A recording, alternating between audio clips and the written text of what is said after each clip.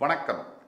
அஸ்ட்ரோவேலின் நல்ல நேரம் நிகழ்ச்சியின் சார்பாக அத்துணை சப்ஸ்கிரைபர்களையும் எல்லா அன்பு உள்ளங்களையும் எனது நண்பர்களையும் வருக வருக என வரவேற்பதில் பெருமகிழ்ச்சி கொள்கிறேன்.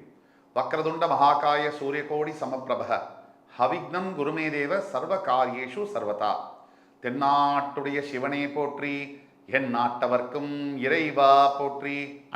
நண்பர்களே, இந்த புத்தம்புதிய காணொலியில் உங்கள் அத்துணை பேரையும் வரவேற்பதில் மிக்க மகிழ்ச்சி கொள்கிறேன். தமிழ் புத்தாண்டு பலன்கள் 2026 பராபவ ஆண்டுடைய பலன்கள். இந்த வரிசையில் இன்றைக்கு நம்ம பார்க்க போகிறது கன்னிராசி, காலபுருஷ தத்துவத்துக்கு 6ஆம் வீடு. இந்த கன்னிராசியை பொறுத்த வரைக்கும் மனக்கவலைகள்லேருந்தும் தனக்குள்ளேயே உள்ளுக்குள்ளேயே குமரி கொண்டிருக்கக்கூடிய விஷயங்கள்லேருந்தும் கன்னிராசி அன்பர்கள் இது வரைக்கும் வெளியில் வரல. போராத குறைக்கு இப்போ 6இல் ராகு, 7இல் கண்டக சனி, குரு பகவான் 10இல் சஞ்சாரம் செய்யக்கூடிய குரு ஜூன் 2லிருந்து 11ஆம் இடத்திற்கு வரப்போகிறார். 12ஆம் வீட்டில் கேது. இந்த நிலையை பொறுத்து இந்த கன்னிராசி நேயர்களுக்கு பல மாற்றங்களை எதிர்பார்க்கக்கூடிய இந்த தமிழ் புத்தாண்டு பராபவ ஆண்டு. எல்லா கன்னிராசி நேயர்கள், கோடான கோடி கன்னிராசி அன்பர்கள், அவங்க மனசெல்லாம் ஒரு கேள்வி இருக்கு. எங்களுக்குன்னு வாழ்க்கை இருக்கா? காலம் போகுது, கிரகம் மாறுது, எங்க வாழ்க்கையில எந்த ஒரு மாற்றங்களும் பார்க்க முடியல. என்றைக்காவது ஒரு நாள் எங்கள் லைஃப்பில் சேஞ்ச் வரும் அப்படிங்கிற நம்பிக்கையில் தான் நாங்கள் வாழ்ந்துட்டு இருக்கோம். இதுக்கெல்லாம் பதில் கிடைக்குமா இந்த ஆண்டு? இந்த கேள்விக்கான பதிலை தெரிஞ்சுக்கணும்னா இந்த வீடியோவை முழுசாக பாருங்கள். உங்கள் ஃப்ரெண்ட்ஸ், ஃபேமிலிஸ் அண்ட் ரிலேட்டிவ்ஸ்க்கு ஷேர் பண்ணுங்கள். எல்லாத்தையோட ரொம்ப முக்கியம் என்ன அப்படின்னு நம்ம பார்த்தோம்னா, இந்த வீடியோவில் நம்ம பேசக்கூடிய எல்லா விதமான கருத்துக்கள், அதாவது கன்னிராசி அன்பர்களுக்கு இப்போ என்ன நடக்குது, இனிமேல் என்ன நடக்க போகுது, என்ன செய்யணும், எதை செய்யக்கூடாது, பரிகாரங்கள் என்ன, இந்த வீடியோவில் நம்ம பேசக்கூடியதெல்லாம் பொது பலன்கள். உங்களுடைய பிறப்பு ஜாதகம் அதுதான் 70% வேலை செய்யும். இந்த கோச்சார ரீதியான பலன்கள் 30 முதல் 40% வேலை செய்யும். உங்களுடைய தனிப்பட்ட ஜாதகம், உங்களுக்கான எதிர்கால வாழ்க்கை, இதை பற்றி தெரிஞ்சுக்கணும்னா கீழே கொடுக்கப்பட்டுள்ள வாட்ஸ்அப் நம்பரில் எங்களை தொடர்பு கொண்டு ஆன்லைன் கன்சல்டேஷன் பெற்றுக்கொண்டால் நான் உங்களுக்கான வாழ்க்கை எதிர்காலம் எப்படி இருக்கும்னு 200% கரெக்டாக கணிச்சு சொல்ல முடியும். இப்போ கன்னிராசி நேயர்களுக்கு பராபவ ஆண்டு என்ன செய்ய போகுது வாங்க பார்க்கலாம். கன்னிராசி நேயர்களுக்கு இந்த பராபவ ஆண்டு ஒரு சோதனை காலகட்டம். தொடங்கும் போது, முடியும் போது அல்ல, தொடங்கும் போது. இத ஒரு திரைப்படத்தில் கூட பாடல் வரிகள் வரும். உலக வாழ்க்கை பயணம் அது தொடங்கும் போது முடியும், முடியும் போது தொடங்கும் அப்படின்னு வரும். உண்மையிலேயே இயற்கையில் எந்த விஷயத்தை நம்ம வாழ்க்கையில் நம்ம சேஸ் பண்ணுறோமோ அந்த விஷயம் ஓடி போயிட்டே இருக்கும். எந்த விஷயத்தை நம்ம விட்டு விலகிறோமோ அந்த விஷயம் நம்மளை சேஸ் பண்ணிக்கிட்டே இருக்கும். இப்போ நான் சொன்னதை உங்கள் நிஜ வாழ்க்கையில் நீங்கள் அனுபவிச்சிருந்தீங்கன்னா கமெண்ட் பண்ணுங்கள். உண்மையான விஷயம். நம்ம எதையாவது ரொம்ப பொண்டாட்டியை ரொம்ப பின்தொடர்ந்து போனால், ஒரு உதாரணத்துக்கு நம்ம அதைத்தானே பேச முடியும். பொண்டாட்டி நம்மளை சட்டை பண்ணவே மாட்டா. அதே புருஷனை நம்ம ரொம்ப அன்பு காமிச்சு மரியாதையாக ரொம்ப பண்ணோம்னா அந்த புருஷன் நம்மளை கண்டுக்க மாட்டான். கொஞ்சம் சற்று விலகி இருந்தால் அந்த உறவு சூப்பராக இருக்கும்.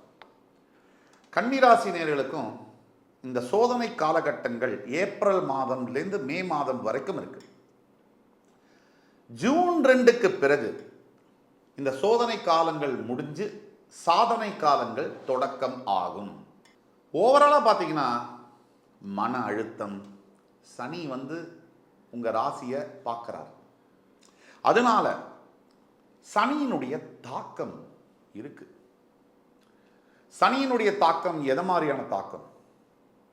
சனியினுடைய தாக்கம் முதல்ல மனதுடைய ஸ்டெபிலிட்டி, மனதில் இருக்கக்கூடிய தைரியம், மன தெம்பு, வில் பவர், அதை காலி பண்ணும். சனியினுடைய சமசப்தம பார்வையானது. மனசை காலி பண்ணால் மட்டும்தான் உங்களை காலி பண்ண முடியும். நீங்கள் ரொம்ப ஆழமாக யோசித்து பார்த்தா நம்மளை சுற்றி இருக்கக்கூடிய 100 பிரச்சனைகள்ல எதுவுமே பிரச்சனை இல்லை. ஆனால் ஏன் நமக்கு இதெல்லாம் பிரச்சனையா தெரியுது தெரியுமா? மனதில் வரக்கூடிய பிரச்சனைகள் உங்களை சுற்றி இருக்கக்கூடிய 150 பிரச்சனைகளாக இருந்தாலும் அது எல்லாமே பிரச்சனைகளே அல்ல. எதுவுமே உங்க மனசு ஒத்துக்காத வரைக்கும், அந்த தாக்கத்தை அந்த மனசு ஃபீல் பண்ணாத வரைக்கும், உணராத வரைக்கும் பிரச்சனையே இல்லை. நல்ல ஆழமாக நான் சொல்கிறத நிதானமாக யோசித்து பாருங்க. ஒரு உதாரணத்துக்கு, இந்த உடம்பு பிறந்தோம், வாழ்ந்தோம், இறக்க போகிறோம், ஒரு நாள் போக போகுது. இதுவே நிரந்தரம் இல்லை அப்படிங்கிற போது, எது நம்ம உடலே நிரந்தரம் இல்லை அப்படிங்கிற போது நம்ம மனசில் எதெல்லாம் பிரச்சனையாக வருதுன்னு சொல்லட்டுமா? இங்கே தனியாக வந்தோம், தனியாக போகிறோம். இங்கே எதுவுமே இல்லாமல் வந்தோம். உண்மையை சொல்லுங்க, எதுவுமே இல்லாமல் தானே போகிறோம், இல்லை எதையாவது எடுத்துகிட்டு போகிறோமா? எப்படி வந்தோம்? நிர்வாணமாக வந்தோம். எப்படி போகிறோம்? நிர்வாணமாக போகிறோம். இந்த இடைப்பட்ட வாழ்க்கையில் மனம் இந்த வாழ்க்கையை ஆட்சி செய்கின்றது. இது கன்னி ராசிக்கு ஏன் சொல்கிறேன் இப்போ, ரொம்ப முக்கியமானது நண்பர்களே, கவனிச்சு கேளுங்க. சனியினுடைய பார்வையானது மனதை ஆட்சி செய்ய போகிறது, மனதை ஆக்கிரமிக்க போகிறது. அப்போ என்ன பண்ணுவோம்?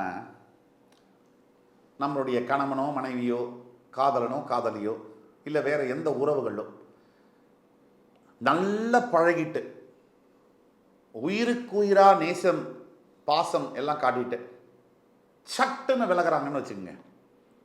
அப்போ அந்த மனசு கடந்து துடிக்குது. ஒருத்தருக்கு துடிக்கல, ஒருத்தருக்கு துடிக்குது. சில சமயங்களில் அது ஆண், சில சமயங்களில் அது பெண். 2 பேருக்கும் துடிக்குதா? சத்தியமா இல்லை. நாடகம், பாசம் அன்புங்கிற நாடகம் நமக்கு பிடிக்குது, நம்ம நம்புறோம். அதே மாதிரி கன்னிராசி அன்பர்களுக்கு இந்த பராபவ ஆண்டில் முதல் 2 மாதங்கள் உறவுகள் மீதான நாடகங்கள் நடக்கும். என் உயிரே நீதான், பிரிவு, பிரேக்கப். நீ இல்லைன்னா வாழ முடியாது, பிரிவு, பிரேக்கப். இதெல்லாம் நடக்குது இல்லையா? இதுலேருந்து நம்ம கற்றுக்கொள்ளக்கூடிய பாடம் என்னன்னா, வாழ்க்கை நிரந்தரமற்றது. ஆக நம்ம வாழ்க்கை பயணத்தில் பல கேரக்டர்ஸ் உள்ள வருவாங்க, விதவிதமான ரோல்ஸை அவங்க பண்ணுவாங்க. அப்பாவா அம்மாவா ஆரம்பித்து, சகோதர சகோதரிகள் பிரதர்ஸ் சிஸ்டர்ஸில் ஆரம்பித்து, டீச்சர்ஸு, ஃப்ரெண்ட்ஸு, லவ்வர்ஸா, ஹஸ்பண்டா, ஒய்ஃபா, குழந்தைகளா, பல கேரக்டர்ஸில் வருவாங்க. ஒன்று மட்டும் நிச்சயம், இந்த எல்லா கேரக்டர்ஸுமே ஒரு நாளில் நிரந்தரம் இல்லாமல் நம்மளை விட்டு போக நேரிடும். இது எல்லார் வாழ்க்கையிலும் இருக்கக்கூடிய சிமிலாரிட்டிஸ். ஆனால் எல்லாரும் என்ன நம்புகிறோம்? இவங்க நம்ம கூடவே வரப்போகிறாங்க, இவங்க நம்ம கூடவே இருக்க போகிறாங்க, அப்படி தானே நம்புகிறோம். அதை தான் கன்னிராசிக்கு சொல்கிறேன்.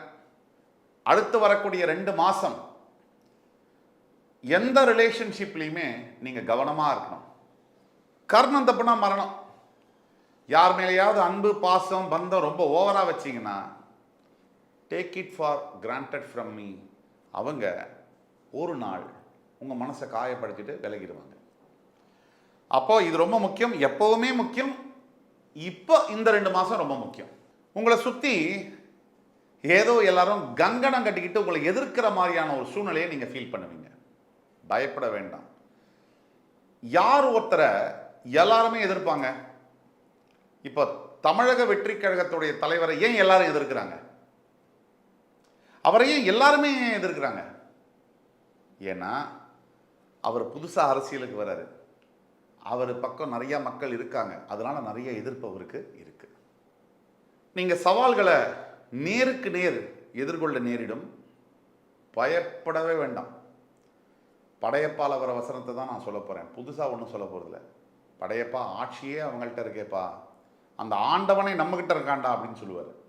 அதுதான் நீங்கள் இப்போ யோசிக்கணும். வேலையிலேருந்து எதுவும் மாறாதீங்க.